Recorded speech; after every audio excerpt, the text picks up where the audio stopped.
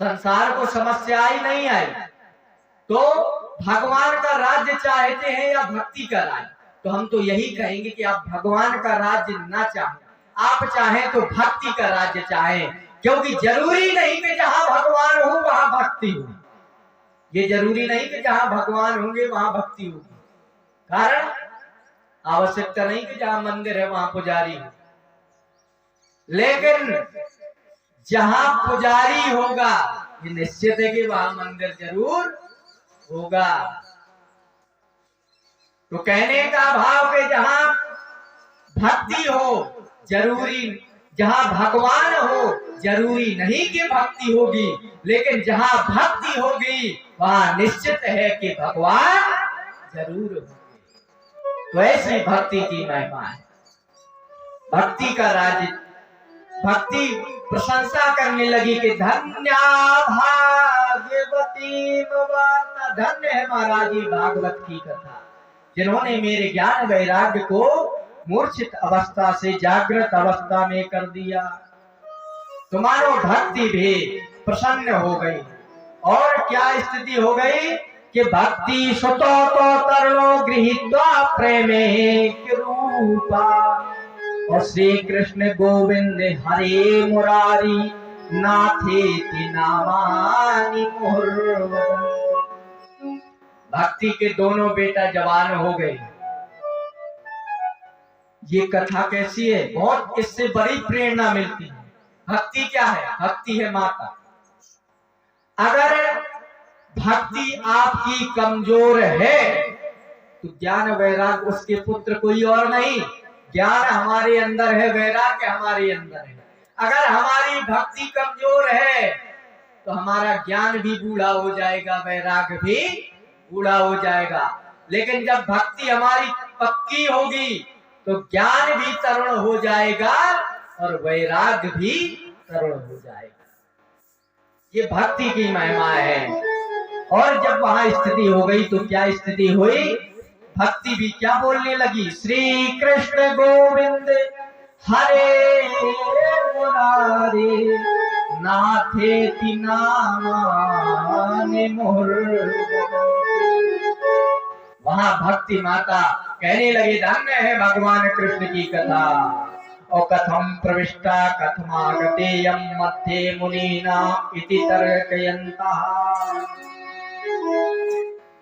अचानक से जब कथा पूर्ण हो गई तो अचानक से भक्ति माता प्रवेश हो गई। इतने श्रोता बैठे थे, उन्होंने कहा भैया ये अचानक से बीच में कैसे भक्ति प्रकट हो गई, पता ही नहीं चला। तो कहने का भाव जहां जहां भगवान की कथा होगी वहां भक्ति का प्रादुर्भाव अवश्य होगा। और भक्ति का काम भी यही है। भक्ति कहाँ विराजमान होती है? अब आप कहे महाराज यहाँ नहीं भक्ति दिखाई दे रही है। तो भक्ति कोई वस्तु हो तो वस्तु को रखने के लिए स्थान निश्चित करना पड़ता है। तो भक्ति को भी अगर आना है यहाँ तो हमारे आने के लिए बिछाई की व्यवस्था है। अब भक्ति देखेंगे हमारे लिए क्या व्यवस्था है? तो भक्ति के लिए व्यवस्था ये है कि किस भक्त का हृदय निर्मल है उस भक्त के हृदय में मैं अपना आसन जमा लूं। तो जब भक्त आती है तो भक्ति आती है तो भक्ति केवल व्यक्ति का निर्मल हृदय देखती है। और भगवान ने कहा है कि जिसका निर्मल हृदय होगा वही मुझे प्राप्त कर सकता है। निर्मल मन जाने सो मोहि पावा, निर्मल मन जाने निर्मल मन जाने सो मोहि पावा, निर्मल सो मोहि पावा, मोहे खाते चले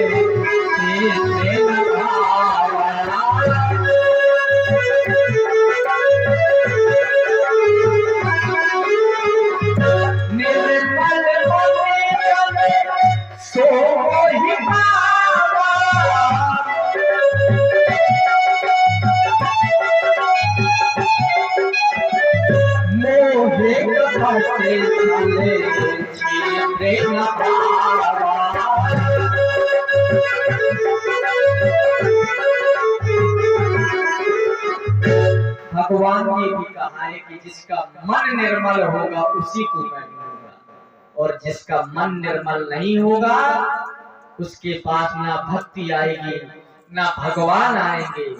मन निर्मल किसका होता है? जिसके अंदर ना तो मोह होता है, ना कपट होता है और ना छल होता है। आजकल लोगों की स्थिति ये है, बड़ा छल कपट करते हैं लोग। भगवान को तो लोग बहुत मानते हैं, राम को तो लोग बहुत मानते हैं, लेकिन अपने पिताजी की बात नहीं मानते। बड़ी समस्या है कि राम को तो बहुत मानते हैं लोग, आते हैं अरे महाराज हम बड़ी भक्ति करते हैं, लेकिन माता पिता की बात नहीं मानते। तो यदि आप माता पिता की बात नहीं मानेंगे तो वो राम भी आपको भक्ति नहीं देंगे, क्योंकि सबसे पहले भगवान तो आपके माता पिता है। जिसने जन्म दिया है वो भगवान है। अरे संसार में हम जन्मदात्री माता भगवान है प्रथम। अरे जिन माता पिता के द्वारा जन्म हुआ उन माता पिता को तो भूखे पाड़े हो, भैया हम भंडारा कराने में लगे, तो ये बात ना हो भाई। कहने का भाव हमारा ये नहीं कि भंडारा ना कराओ, भंडारा खूब कराओ, लेकिन सबसे पहले कर्तव्य है माता पिता। माता पिता आपके संतुष्ट, फिर इसके बाद दुनिया को संतुष्ट कर।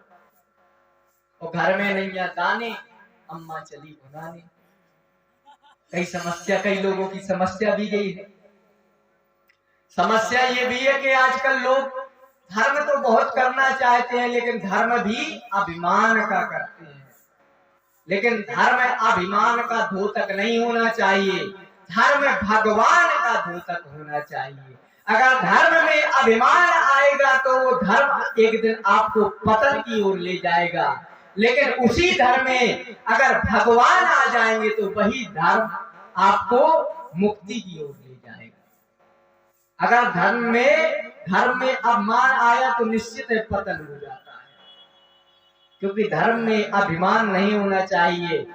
क्योंकि भगवान कहते हैं मन क्रम वचन छाड़ चतुराई, बस ये सब छाड़ दो, भजत कृपा मिल है रघुराई। केवल ये चतुरता त्याग दो, अपने आप को बहुत होशियार समझना बंद कर दो। अरे माता पिता को अब उनको सम्मान देने लगो, बस इससे बड़ा कोई धर्म नहीं। एक पत्नी का कर्तव्य है कि वो अपने पति की सेवा करे, एक पुत्र का कर्तव्य है कि वो अपने पिता माता पिता की सेवा करे, एक शिष्य का कर्तव्य है कि वो अपने गुरु की सेवा करे। क्योंकि अगर ये सब प्रसन्न है तो वो ईश्वर भी प्रसन्न होगा, अगर ये प्रसन्न नहीं है तो वो ईश्वर भी प्रसन्न होने वाला नहीं।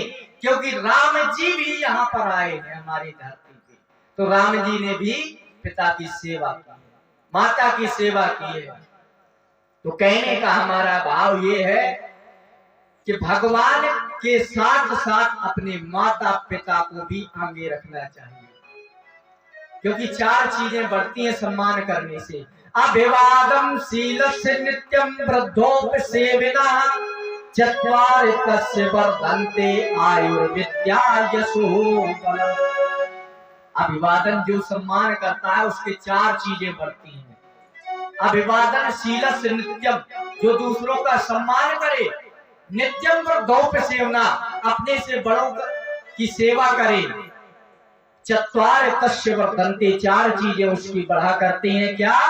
आयु बढ़ती है, विद्या में बढ़ोतरी होगी, यश बढ़ेगा और बल भी बढ़ेगा। कहने का हमारा भाव कि केवल आप अपने माता पिता को भी सर्वोपरि रखें, क्योंकि ना जाने कितने हमने देखे हैं कि भगवान की भक्ति अनेक करते हैं। अरे मंदिर में जाने कहां तो ढूंढता है भगवान को, मंदिर तो भगवान में तो है ही, लेकिन एक भगवान तेरे घर